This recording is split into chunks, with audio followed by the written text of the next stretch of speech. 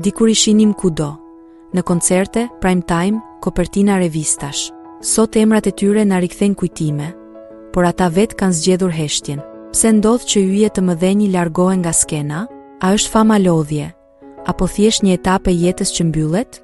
Në këtë video, do të ecim me kujdes midis nostalgjisë dhe të vërtetës.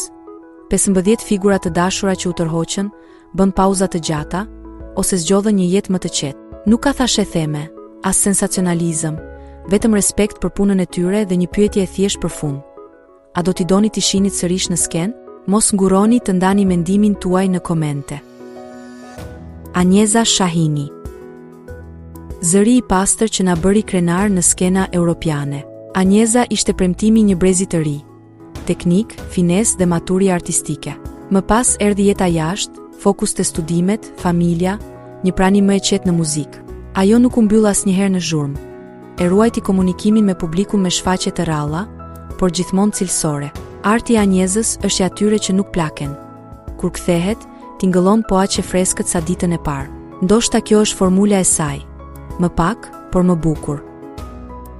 Amarda Toska. E njohëm si moderatore dhe figurë televizive shumë të dashur. Në kulm të popularitetit, Ami zgjodhi një qetësi të matur. Më pak primetime, më shumë projekte personale dhe familjare. Ajo kur nuk e përdori famën si zhurmë. Ishte gjithmonë e ekuilibruar, duke ruajtur distancën e shëndetshme mes publikes dhe privates. Largimi I saj I butë nga ekrani nuk ishte zhdukje, por zgjedhje stili. Dhe ky stil e mban emrin e saj të pastër. Sa herë kthehet për pak, publiku e mirëpret me të njëjtën ngrohtësi, sikur nga një mikesh e vjetër. Luiza Gjuvani. Një emër I madh I kinemas dhe teatrit shqiptar. Luiza është nga ato aktore që japin peshë çdo roli me praninë e tyre. Vitet e fundit, prania e saj në projekte të reja është më e rrallë për arsye personale dhe zgjedhje jetësore. Por çdo film a material ku ajo shfaqet, mbetet referencë. Nuk ka nevojë për shumë dalje. Emri I saj flet në vetvete. Shumë aktorë largohen nga skena, por trashëgimia e tyre vazhdon të luhet çdo herë që publikun e kap nostalgjia. Luiza është pikërisht aty në kujtesë, në klasën që nuk zbehet. Kejvina Kthiella. E njohur për karizmën dhe prezencën e saj të fortë në ekran, Kejvina Kthiella u bë një nga figurat më të përfolura të showbizit shqiptar. Modelja dhe moderatorja që dikur ishte kudo në emisione, reklama evente pas pjesëmarrjes së saj në Big Brother VIP Albania, është bërë dukshëm më e tërhequr. Arsyet nuk janë bërë kur publike, por fakt është që pas asaj periudhe, shfaqjet e saj në televizione janë pothuajse zero. Disa e shohin si zgjedhje personale, të tjerë si pauzë për reflektim. Çfarëdo arsyeje të ketë, një gjë është e sigurt. Mungesa e saj është ndjerë, dhe ndoshta në mënyrën e vet, kjo e bën figurën e saj edhe më misterioze. Greta Koçi. Një zë I hershëm I skenës, me hite që rrotulloheshin kudo. Greta për shumë vite ishte e pranishme pa pushim. Koncerte, videoklipe, bashkëpunime. Më pas ritmi u ul. Jo për mungesë talenti, por sepse tregu ndryshoi, prioritetet po ashtu. Publikime më të rralla, një imazh më I matur, një kontakt më sporadik me skenën e televizionit. Greta mbetet pjesë e kolonës zanore të shumë adoleshencave shqiptare, prandaj edhe mungesa e saj ndjehet. Ndonjëherë, një kujtim muzikor vlen më shumë se një publikim I shpeshtë. Ajo e ka atë kujtim dhe e ruan me dinjitet. Zajmina Vasjari. E njohëm si këngëtare e komercialitetit elegant dhe si figurë shumë të ndjekur në media. Pas një periudhe intensive projektesh dhe prezence të fortë televizive, Zajmina zgjodhi një ritëm tjetër jete. Më shumë familje, më pak skenë. Reportazhe të ndryshme folën për angazhime jashtë showbizit dhe për fokus tek puna e përditshme, larg kamerave.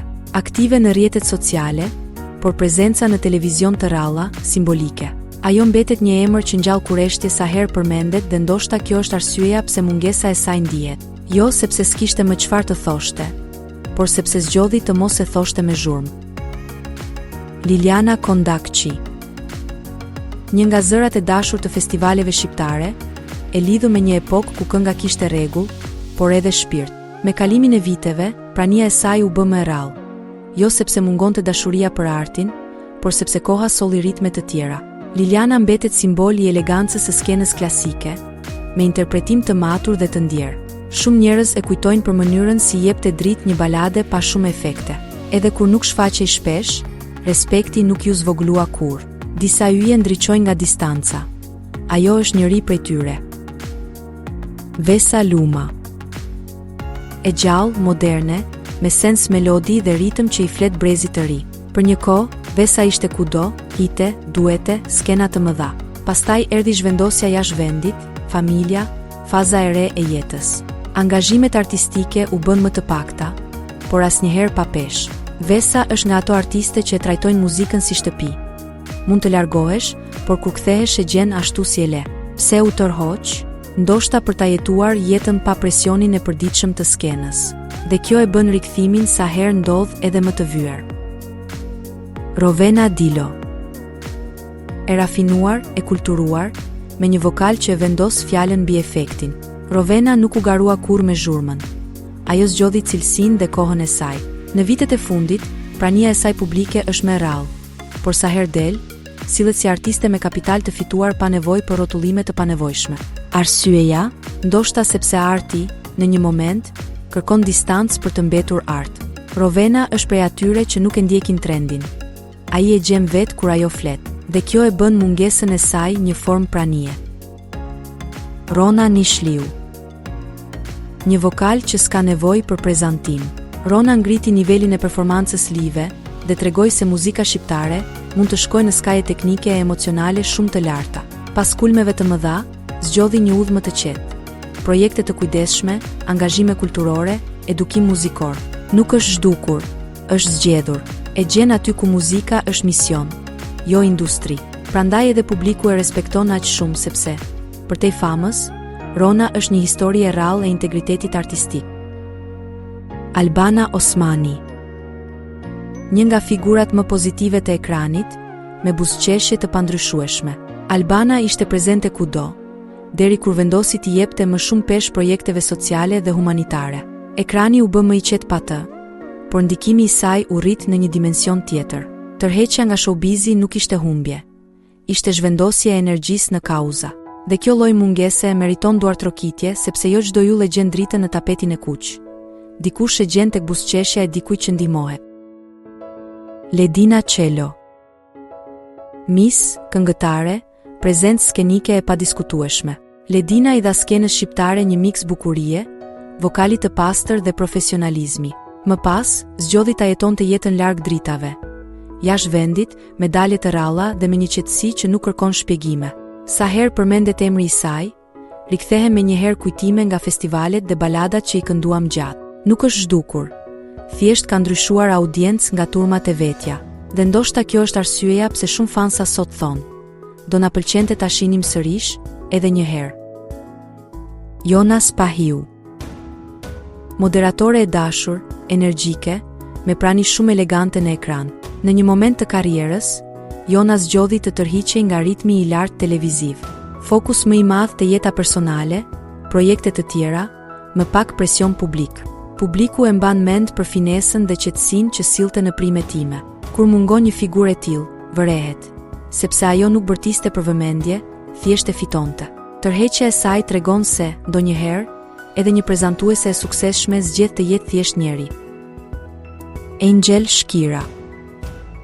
Pas shumë vitesh përvojë në radio, televizion dhe reality show, Angel Shkira arriti të bëhej një nga figurat më të njohura të brezit të saj. Energji, spontanitet dhe komunikimi drejt për drejt me publikun ishin pjesë e identitetit të saj mediatik. Por kohët e fundit, ajo ka zgjedhur një rrugë tjetër, familjen.